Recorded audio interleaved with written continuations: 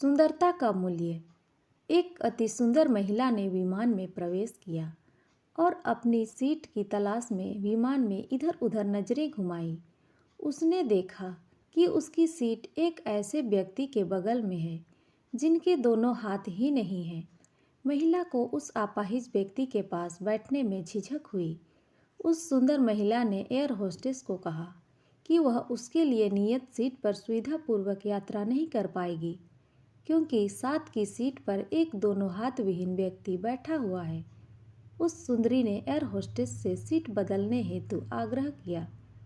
असहज हुई air hostess ने पूछा, मैम, क्या मुझे कारण बता सकती हैं?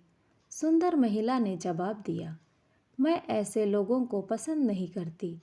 मैं ऐसे व्यक्ति के पास बैठकर यात्रा नहीं कर पाऊंगी। दिखने में विनम्र प्रतीत होने वाली महिला के यह उद्गार सुनकर एयर होस्टेस अचंभित हो गई।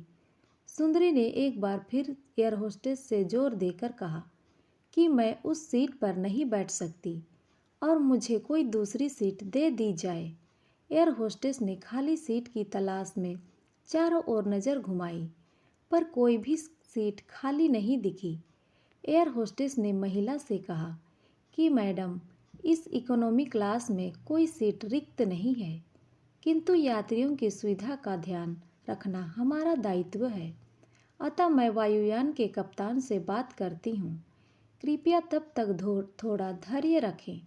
ऐसा कहकर एयर होस्टेस कप्तान से बात करने चली गई। कुछ समय बाद उसने लौटकर महिला को बताया, महोदया, आपको जो असुविधा हुई उसके लिए हमें खेद है। इस पूरे विमान में केवल एक ही खाली सीट है और वह प्रथम श्रेणी में है। मैंने हमारी टीम से बात की और हमने एक असाधारण निर्णय लिया। यह यात्री को इकोनॉमी क्लास में प्रथम श्रेणी में भेजने का कार्य हमारी कंपनी के इतिहास में पहली बार हो रहा है। सुंदर महिला अत्यंत प्रसन्न हो गई, किंतु इसके पहले कि वह अपनी प्रतिक्रिया व्यक्त करती और एक शब्द भी बोल पाती, एयर होस्टेस उस अपाहिज और दोनों हाथ विहीन व्यक्ति की ओर बढ़ गई और विनम्रतापूर्वक उनसे पूछा, सर, क्या आप प्रथम श्रेणी में जा सकेंगे? क्योंकि हम नहीं चाहते कि आप एक अशिष्ट यात्री के साथ यात्रा करने की त्रासदी भुगतें।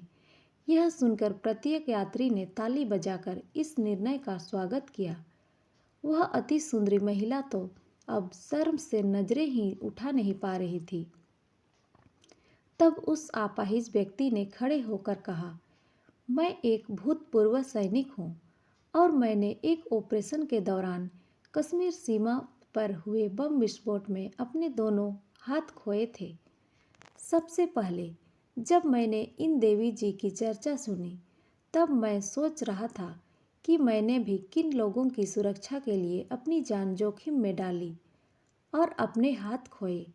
लेकिन जब आप सभी की प्रतिक्रिया देखी, तो अब अपने आप पर गर्व महसूस हो रहा है कि मैंने अपने देश और देशवासियों की खातिर अपने दोनों हाथ खोए।